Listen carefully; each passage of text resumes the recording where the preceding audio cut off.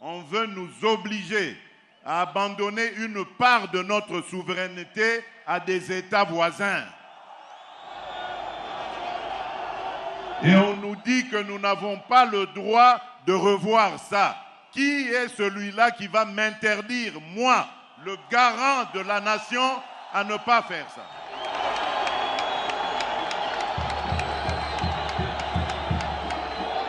Je vous confirme encore ce que j'avais dit à Kisangani. L'année prochaine, je vais réunir une commission de Congolaises et de Congolais bien pensants qui sont issus de plusieurs disciplines et dont l'objectif sera de revoir cette constitution. Leurs propositions vous seront présentées à vous, peuple congolais, d'abord à travers vos élus, et si cela est nécessaire, nous consulterons la population, le peuple congolais, pour qu'il décide de lui-même s'il doit s'arrêter à la révision ou carrément aller au changement de la Constitution. Et personne, vous avez entendu, personne ne changera mon avis sur cette question. Je ne suis pas venu à la tête du Congo pour m'éterniser au pouvoir et pour faire souffrir mes compatriotes. Jamais. Tout ce que je fais, tout ce à quoi je pense, c'est au bonheur de mes compatriotes, au développement de mon pays. Parce qu'un jour, je vais devenir ex-président et je vais vivre dans ce pays auprès des miens. Je voudrais circuler dans toutes les provinces, aller et venir avec ma famille, avec mes amis et rencontrer mes compatriotes dans toute la République démocratique du Congo et en toute paix. Et c'est ça que je suis en train de préparer pour nos générations futures. Peut-être que je n'arriverai pas à tout réaliser, mais l'essentiel pour moi, c'est d'installer le pays sur de bons rails, des rails qui vont permettre au Congo d'aller tout droit vers son développement. Et personne ne m'empêchera de réfléchir de cette manière et d'avoir cette approche. Et je mets en garde tous ceux, politiques ou autres, qui voudraient aller dans le sens de manipuler notre population. Ils vont être exposés face à la justice et à des poursuites de la justice. Mes chers amis, je vous ai dit que le pays est en danger. Le pays est en danger et je crois que je suis l'un des Congolais les mieux placés pour comprendre cela. Tout ce qui a été fait contre notre pays n'a pas commencé aujourd'hui. Ça a commencé en 2002 ou 2003 à Sun City en Afrique du Sud, à la fin du fameux dialogue intercongolais. C'est là qu'on a apporté cette fameuse constitution, un lambeau de constitution qui allait ensuite être développé pour faire croire que c'est une constitution qui a été conçue par les Congolais. Il y a des pièges dans cette constitution. Et les guerres qui s'en sont suivies, la fameuse guerre du CNDP, la guerre du M23 d'hier et d'aujourd'hui, rentrent dans ce cadre de ce que vous avez vu dans cette constitution à l'article 217. Permettez-moi de dénoncer la manipulation et le danger de certains discours qui sont même prononcé par des personnes qui normalement devraient être au milieu du village. Je suis très inquiet quand j'entends des ministres de Dieu sortir des énormités pour dire que les Congolaises et les Congolais n'ont pas le droit de réfléchir sur le bien fondé de leur constitution. Quel est ce peuple qui n'a pas le droit de se remettre à un moment donné de sa vie en question et de redéfinir ses orientations? Ce que j'ai dit à Kisangani n'avait absolument aucun lien avec un quelconque troisième mandat. Mais vous avez entendu que cette fameuse opposition qui n'a rien à proposer, qui avait mordu la poussière très sérieusement lors des dernières élections, cette fameuse opposition cherche à manipuler la population en disant non au troisième mandat. Qui leur a parlé de troisième mandat?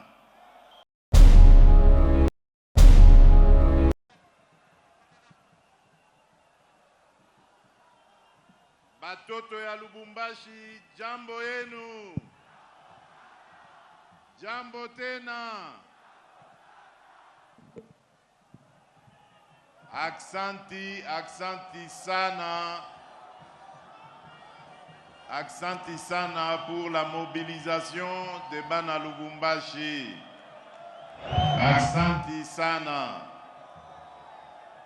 C'est toujours un grand bonheur de venir dans cette ville et de vous rencontrer, mes chers compatriotes.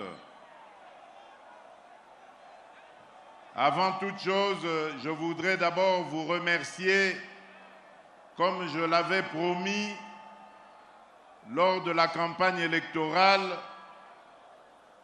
vous remercier pour la confiance que vous avez voulu me renouveler. Vous vous souvenez que lors de la campagne, j'avais pris 6 engagements. Et le premier engagement était surtout pour la jeunesse. Je m'étais engagé à créer des millions d'emplois pour les jeunes.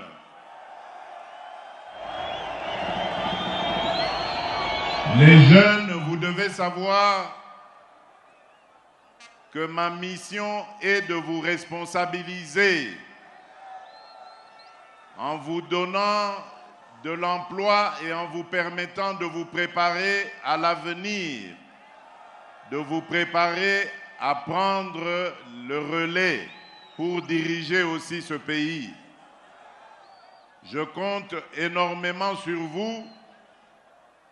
Voilà pourquoi, dans les mois qui vont venir, vous verrez arriver ici toutes les institutions que nous avons créées, qui sont déjà en activité à Kinshasa et qui vont être transférées ici dans les provinces pour être proches de la jeunesse et pouvoir donner ainsi leur accompagnement dans tous les projets et toutes les initiatives des jeunes entrepreneurs pour les accompagner dans leur parcours. Nous tenons énormément à rapprocher ces agences, ces institutions de la population parce que nous connaissons l'ingéniosité qu'il y a en chacun des jeunes Congolais. Et donc nous devons vous aider à créer vos propres entreprises et à vous accompagner pour avoir accès au crédit et pouvoir ainsi réaliser vos ambitions. Le deuxième engagement était par rapport à la sécurité. Mes chers amis, mes chers compatriotes, notre pays est en danger. Le danger qui nous guette vient officiellement de nos voisins, dont particulièrement un que vous connaissez très bien. Mais ces voisins trouvent des relais à l'intérieur de notre pays et parmi nos compatriotes. Ce sont des traîtres qui ont accepté de vendre leur âme au diable.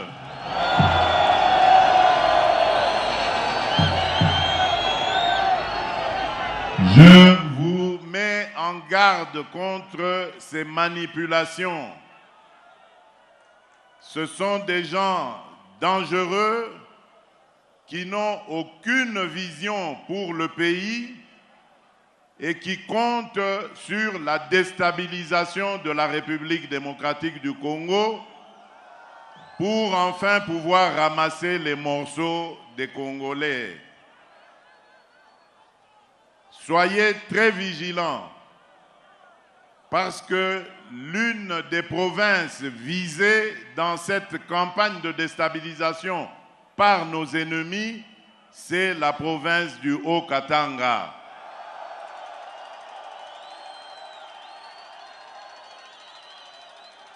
Ils vous considèrent comme des moutons qu'ils peuvent venir manipuler à leur guise. Soyez vigilants, Batoto ya Katanga.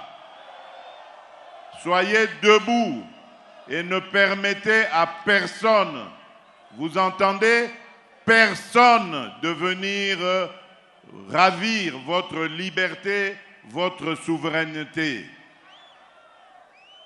Ces fils et filles du pays qui se sont faits leurs complices sont aveuglés par la haine et surtout par la frustration qu'ils ont d'avoir perdu aux élections. Et voilà pourquoi, après pourtant avoir eu l'occasion pour certains d'entre eux de participer aux élections, pour d'autres de boycotter les élections, voilà pourquoi ils choisissent de se rallier à notre ennemi pour détruire la République démocratique du Congo. Nous n'allons pas les laisser faire, rassurez-vous. Nous allons, et nous sommes déjà en train de le faire, renforcer les capacités de nos forces de défense et de sécurité pour défendre la patrie envers et contre tout. J'en profite donc pour dire aux jeunes gens qui seraient intéressés par la carrière de militaire ou la carrière de policier de pouvoir s'engager sans hésiter. Toutes les mesures sont prises pour accueillir les jeunes gens qui voudraient embrasser ces deux carrières-là. Vous serez honorés par la République, vous serez pris en charge par la République. Nous avons commencé un travail au niveau de notre armée et de notre police qui consiste à nettoyer tout ce qui a été mal fait pour redonner une belle image à ces deux institutions qui sont essentielles dans la défense de la patrie. Donc je vous invite, jeunes gens, à vous engager dans ces deux institutions. La troisième chose, le troisième engagement que nous avons pris devant vous, c'était d'améliorer le pouvoir d'achat. Partout où je vais, je suis interpellé par notre population qui crie toujours « dollar, dollar, dollar, dollar ».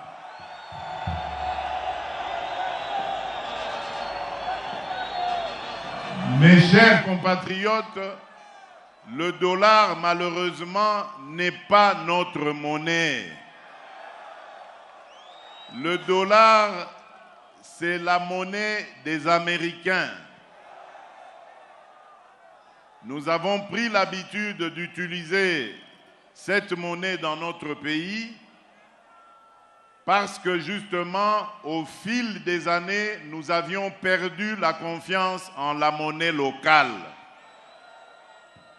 Et notre monnaie aujourd'hui, c'est le franc congolais. Si vous ne lui donnez pas de la valeur, de l'importance, eh bien, elle continuera à perdre son importance, sa valeur face au dollar.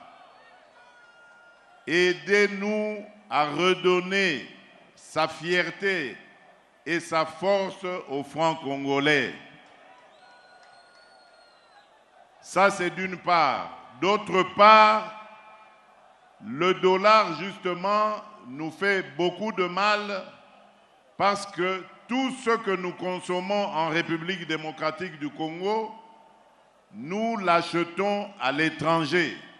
Et pour ça, nous avons besoin des dollars.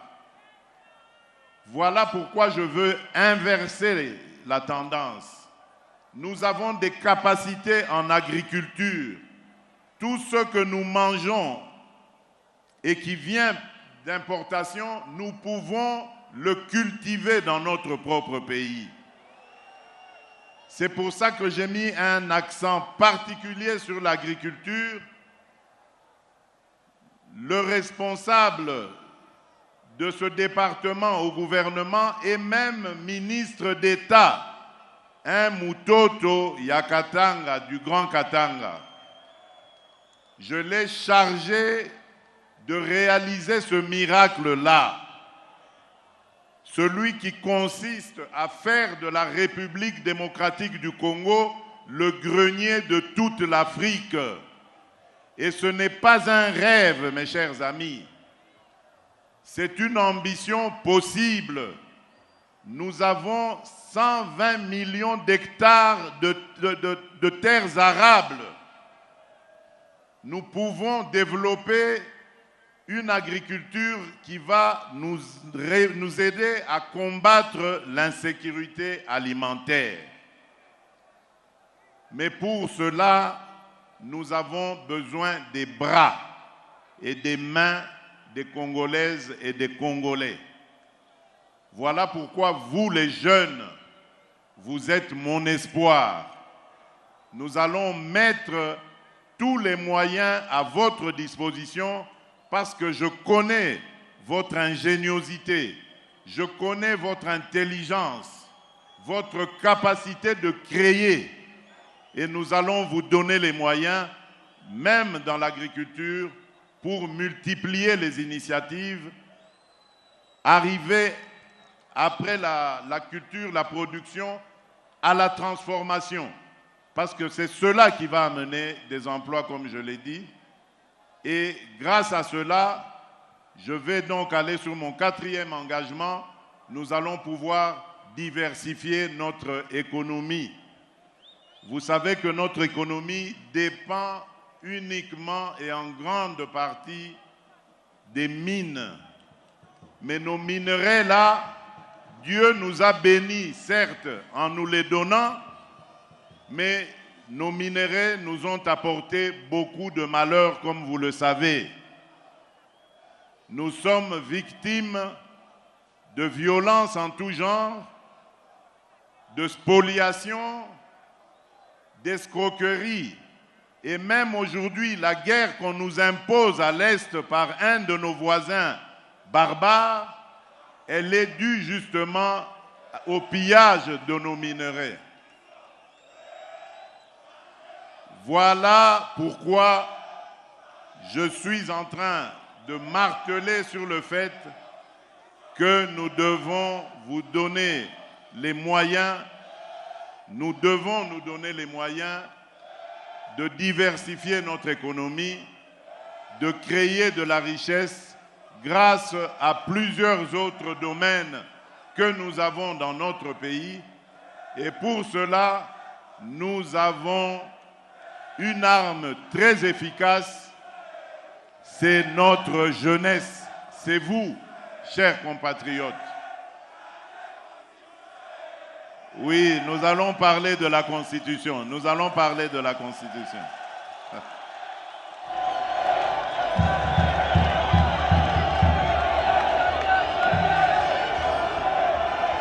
Batoto ya Katanga, jambo yenu. Jambo tena. Voilà. J'ai entendu changer constitution. Je vais arriver à ce point-là.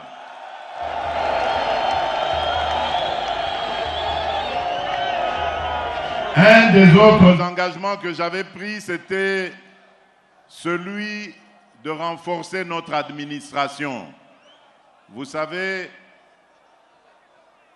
ce qui a tué notre pays, c'est justement le manque de prise en compte, de prise en charge des administrés, c'est-à-dire vous, les Congolaises et les Congolais.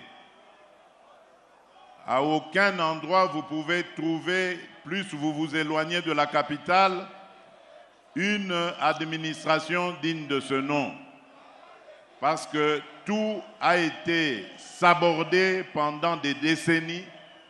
On n'a pas eu le moindre souci, la moindre considération pour notre administration. Or, nous en avons besoin et ce n'est qu'à travers cette institution que nous pourrions relever notre pays.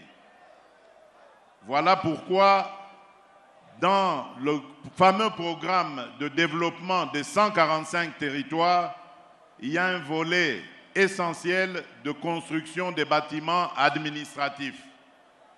Nous commençons par là pour ensuite former et moderniser ceux qui vont travailler justement à redorer le blason de notre administration.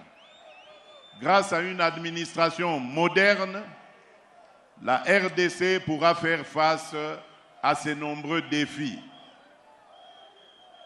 Oui, je vous ai dit que nous allons parler de la révision ou du changement de la Constitution.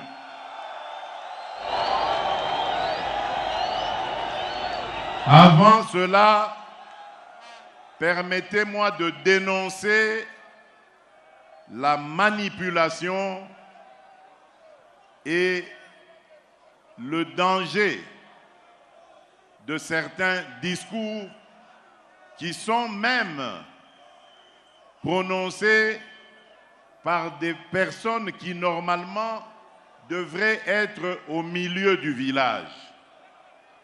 Je suis très inquiet quand j'entends des ministres de Dieu sortir des énormités pour dire que les Congolaises et les Congolais n'ont pas le droit de réfléchir sur le bien fondé de leur constitution. Quel est ce peuple qui n'a pas le droit de se remettre à un moment donné de sa vie en question et de redéfinir ses orientations? Ce que j'ai dit à Kisangani n'avait absolument aucun lien avec un quelconque troisième mandat. Mais vous avez entendu que cette fameuse opposition qui n'a rien à proposer, qui avait mordu la poussière très sérieusement lors des dernières élections, cette fameuse opposition cherche à manipuler la population en disant non au troisième mandat. Qui leur a parlé de troisième mandat? Mes chers compatriotes, je viens de clôturer aujourd'hui même à Kinshasa les états généraux de la justice congolaise. Et vous savez combien je me suis plaint depuis que je suis arrivé à la tête de ce pays de l'état de notre justice. Et les conférenciers, il y en avait eu plus de 5000, dans leur résolution, ont proposé de réviser 2 articles de notre Constitution. Alors, maintenant, à entendre tous ces sachants ne sachant, donc ça voudrait dire que nous ne devons pas réfléchir sur ces articles et donc améliorer notre justice, parce que selon eux, les Congolais vont se fâcher et ils vont faire des émeutes ici. Est-ce que vous comprenez ça? C'est même une insulte à l'endroit de notre peuple. C'est une insulte à l'endroit de l'intelligence et de la sagesse de notre peuple. Demander aux Congolais de ne pas revoir leur constitution, alors qu'il y a un fameux article, le 217, qui consacre carrément la vente de notre souveraineté à des États africains. Nous n'avons pas le droit de revoir ça. Est-ce que vous entendez ça? Et il y a des hommes de Dieu qui ont osé prendre la parole pour défendre cette ignominie. Mes chers amis, je vous ai dit que le pays est en danger. Le pays est en danger et je crois que je suis l'un des Congolais les mieux placés pour comprendre cela. Tout ce qui a été fait contre notre pays n'a pas commencé aujourd'hui. Ça a commencé en 2002 ou 2003 à Sun City en Afrique du Sud, à la fin du fameux dialogue intercongolais. C'est là qu'on a apporté cette fameuse constitution, un lambeau de constitution qui allait ensuite être développé pour faire croire que c'est une constitution qui a été conçue par les Congolais. Il y a des pièges dans cette constitution. Et les guerres qui s'en sont suivies, la fameuse guerre du CNDP, la guerre du M23 d'hier et d'aujourd'hui, rentrent dans ce cadre de ce que vous avez vu dans cette constitution à l'article 217. On veut nous obliger à abandonner une part de notre souveraineté à des États voisins. Et on nous dit que nous n'avons pas le droit de revoir ça. Qui est celui-là qui va m'interdire, moi, le garant de la nation, à ne pas faire ça?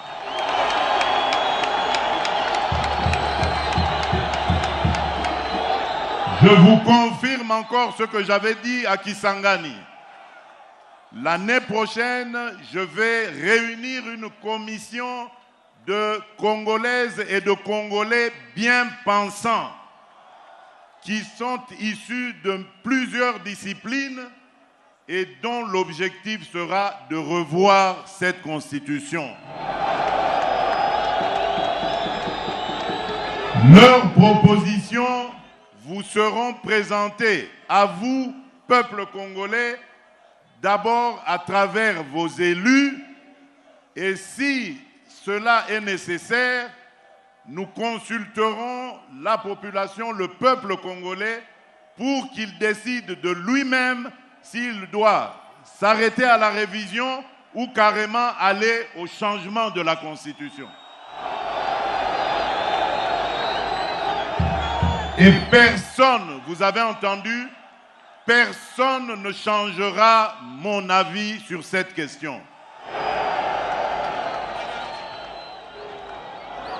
Je ne suis pas venu à la tête du Congo pour m'éterniser au pouvoir et pour faire souffrir mes compatriotes. Jamais. Tout ce que je fais, tout ce à quoi je pense, c'est au bonheur de mes compatriotes, au développement de mon pays. Parce qu'un jour, je vais devenir ex-président et je vais vivre dans ce pays auprès des miens. Je voudrais circuler dans toutes les provinces aller et venir avec ma famille, avec mes amis et rencontrer mes compatriotes dans toute la République démocratique du Congo et en toute paix. Et c'est ça que je suis en train de préparer pour nos générations futures. Peut-être que je n'arriverai pas à tout réaliser, mais l'essentiel pour moi, c'est d'installer le pays sur de bons rails, des rails qui vont permettre au Congo d'aller tout droit vers son développement. Et personne ne m'empêchera de réfléchir de cette manière et d'avoir cette approche. Et je mets en garde tous ceux, politiques ou autres, qui voudraient aller dans le sens de manipuler notre population. Ils vont être exposés face à la justice et à des poursuites de la justice. Le débat est permis et je l'accepte sans problème, mais la manipulation est interdite, surtout lorsqu'elle est destinée à la subversion, à monter un groupe de Congolais contre d'autres Congolais. Quand on est un homme d'église, on est censé être un homme de paix. Quand on est un homme politique, opposant fût-on, on est censé apporter des solutions de paix et de développement. On ne peut pas manipuler ses compatriotes pour les amener à se déchirer, voire même à s'entretuer. Ce sont des choses que je combats et que je combattrai toute ma vie. Je n'ai pas commencé à combattre le tribalisme seulement quand je suis devenu président de la République. J'ai combattu le tribalisme avant d'être président de la République. Ce n'est pas quand je suis devenu président que j'ai commencé à combattre l'injustice. J'ai commencé à combattre l'injustice depuis mon enfance, depuis avant même que je ne sois président de la République. Et ça ne va pas s'arrêter parce que quelques individus mal intentionnés et surtout manipulés par des officines étrangères vont m'intimider.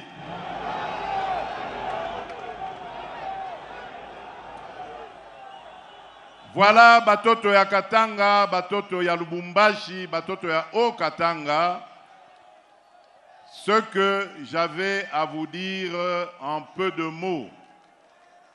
Je suis venu à Lubumbashi, dans le Haut-Katanga, pour voir le travail qui se fait ici. Et je dois dire, tirer un chapeau particulier au gouverneur Jacques Kiaboula. Je suis fier du travail qu'il fait. C'est vrai qu'il y a encore beaucoup de travail, mais l'histoire retiendra beaucoup de ses réalisations. Je suis fier parce que ceux qui avaient dirigé le Katanga avant, surtout lorsque le Katanga était uni, se sont bombés le torse à plusieurs reprises sur des soi-disant réalisations qu'ils avaient faites ici, mais aujourd'hui on voit qu'il n'en était rien. Le Katanga revit grâce à Jacques Kiaboula. Je tiens à le remercier et à le féliciter. Demain, j'irai à Kipushi pour relancer les activités de l'entreprise Kiko qui était à l'arrêt depuis 33 ans, mes chers amis. Et ceux qui avaient dirigé le Katanga, eux n'avaient pas vu que cette entreprise était à l'arrêt, celle qui nous produit du zinc d'une teneur unique au monde. Ils n'avaient pas vu que cette entreprise était à l'arrêt. Aujourd'hui, sous mon impulsion, grâce à une nouvelle dynamique impulsée à la GECAMIN, nous avons le plaisir de vous annoncer la relance des activités de Kiko. Kipushi va pouvoir revivre, des emplois vont se créer par centaines, voire par milliers, directs, et d'autres emplois indirects se créeront grâce à cette activité qui va être une activité qui va faire rayonner la ville de Kipushi dans le monde entier. Parce que le zinc est très prisé dans les industries actuelles. Ensuite, j'irai à Kanyamaka CC pour aussi aller rencontrer ce que un des fils, des valeureux et dignes fils du Grand Katanga, le général Jean-Pierre Kasongo Kabouik, est en train de faire là-bas avec le service national. Le service national qui, rappelez-vous, était une initiative du défunt Mouzé Laurent Désiré Kabila. Mais que ceux qui nous critiquent aujourd'hui avaient complètement mis à mal, si pas carrément anéanti. Nous avons eu l'ouverture d'esprit de comprendre que c'était une initiative fort louable et très précieuse pour la République démocratique du Congo. Et nous avons appuyé ce valeureux et digne fils, le général Jean-Pierre Kasongo, qui nous a relevé cette institution qui est devenue aujourd'hui une vitrine de ce que nous pouvons faire de notre jeunesse délinquante.